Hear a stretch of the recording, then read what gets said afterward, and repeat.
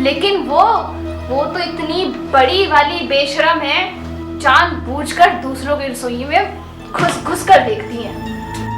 अरे मैंने कहा ना, थोड़े दिन की बात है, झेल लो। अच्छा सुनो, देखो तुम तो अच्छी तरह से जानती हो कि डॉक्टरों ने मना कर दिया कि भाभी कभी मां नहीं बन सकती। हाँ। और भैया ने इस बात पर शर्त लगा लिया उनसे कि अगर भाभी मां नहीं बनी तो या तो भाभी ये भक्ति का ढोंग छोड़ देंगी या फिर भैया उसे तलाक दे देंगे। अब वो रही पुजारनी कहाँ वो भक्ति छोड़ेगी, तो समझो तलाक पक्का।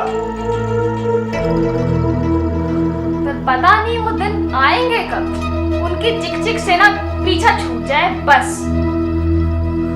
अरे ये रवि कहाँ गया?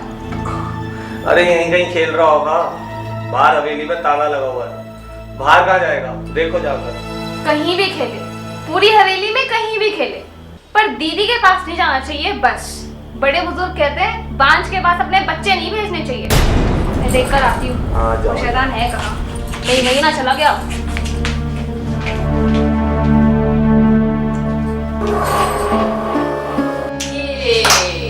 हाँ, ऐसे। हाँ, ऐसे। यहाँ रवि, तुमसे कितनी बार कहा है यहाँ आया मत कर। आइंदा अगर तुम यहाँ दिखाई दिए ना तो मुझसे बुरा कोई नहीं होगा। क्या हुआ कुसुम, क्यों रुला दिया बच्चे को? थोड़ी देर वो मेरे साथ आकर खेल लेता है तो मेरा भी मन बहल जाता है। बच्चों के साथ मन बहलाने का इतना ही शौक है तो खुद क्यों नहीं जन्म लेती एक बच्चे को? हाँ, जन्मेंगी कैसे? बंजर जमीन पर आज तक कोई पौधा उगा है क्या? बस करो भाभी, अरे कुछ बोलने से पहले सोच तो लेना क्या बोल रही मैं सब कुछ सोच समझ कर बोल रही हूँ भैया। सच्चाई आज नहीं तो कल सामने तो आ ही जाएगी। और जब डॉक्टरों ने मना कर दिया है कि ये मां नहीं बन सकती तो बच्चों के सपने देखने जरूरी तो नहीं है ना। ऊपर वाला चाहे ना भाभी तो बहुत कुछ कर सकता है, समझे तुम? तो कहो ना इसे, कहे अपने भगवान से कि चमत्कार दिखाए कोई, कर दे डॉक्टर को छोटा सा भी, तो हम भी मान जाएंगे। वो पत्थर की मूर्ति जरूर कोई चमत्कार दिखा सकती है।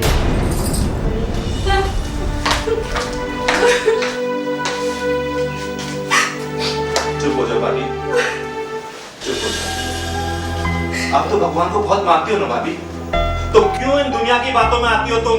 क्यों? हाँ भैया, अब तो उन्हें ही मेरी लाज बचानी होगी। अब तो भगवान और भक्त के बीच की बात है। अगर मेरी भक्ति में कुछ भी सच्चाई है ना, तो इस बार उन्हें मेरी गोद भरनी होगी।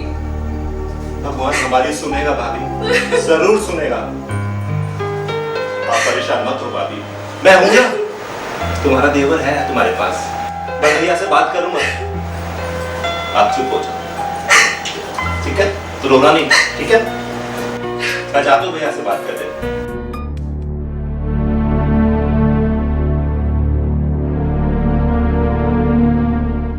बंजर जमीन पर आज तक कोई पौधा उगा है क्या? तो बच्चों के सपने देखने जरूरी तो नहीं है ना।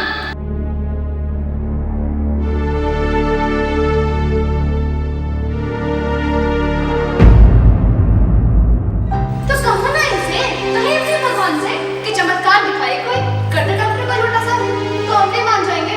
वो पत्थर की मूर्ति जरूर कोई चमत्कार दिखा सकती है।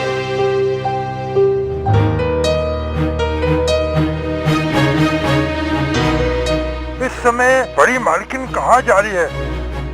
ये रास्ता तो मंदिर की ओर जा रहा है। जरूर कुछ गड़बड़ लगती है। मंदिर के पुजारी ने बड़े मालिक की बात नहीं मानी थी। लगता है ये उसी से मिलने जा रही है। गड़बड़ तो जरूर है। चलो चलकर विजय बाबू को बताता हूँ। चलता हूँ।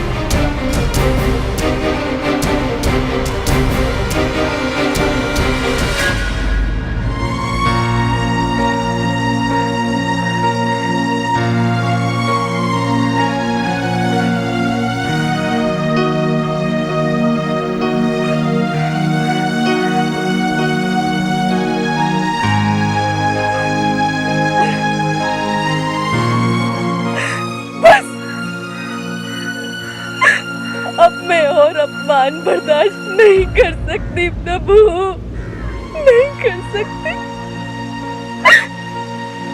क्या चाहते हो तुम कि मैं सारी जिंदगी यूं ही खून के आंसू बहाती रहूं?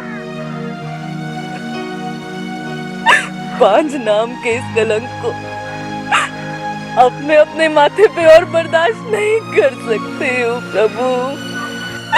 अब मैं जिंदा नहीं रहना चाहती। अब मैं जिंदा नहीं रहना चाहती। क्या कसूर है मेरा? हाँ, यही ना कि मैं आपकी भक्त हूँ। भगवान और भक्त के बीच का रिश्ता आज इतना खोखला हो गया कि आप तक मेरी पुकार भी नहीं पहुंचती। आखिर मेरा कसूर क्या है? यही ना कि मैं तुम्हारी भक्त हूँ। अपने भक्त के साथ यह अन्याय मत करो प्रभु, तुम करो। अगर तुम जिद्दी हो तो मैं भी जिद्दी हूँ। तुम पत्थर बन चुके हो, तुम तक मेरी पुकार नहीं पहुंच रही। मैं भी कह देती हूँ कि मैं नहीं, भूखी प्यासी रहकर अपनी जान दे दूंगी, पर यहाँ से खाली हाथ नहीं जाऊंगी। क्यों ये अन्याय मेरे साथ क्यों?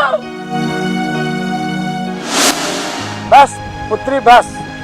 आप नहीं जानते बाबा कि मैं, हमें कुछ भी बताने की आवश्यकता नहीं है।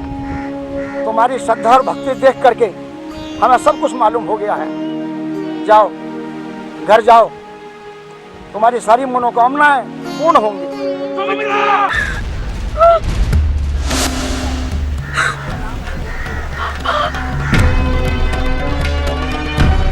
मैं ये पूछता हूँ कि हवेली छोड़कर ये सब यहाँ नाटक करने की क्या जरूरत थी? ये कोई नाटक नहीं है जी, ये हकीकत है। अभी अभी साक्षात प्रभु साधु के वेश में मुझे आशीर्वाद देकर गए। तुम सचमुच पागल हो गई हो, पागल। अब इन सब लोगों के सामने मेरा तमाशा मत बनाओ, नहीं तो मेरी ये रही से इज्जत ये भी खाक में मिल जाएगी। मैं बोलता हूँ कि चुपचाप चोंच बंद करके हवेली वापस चल। चल।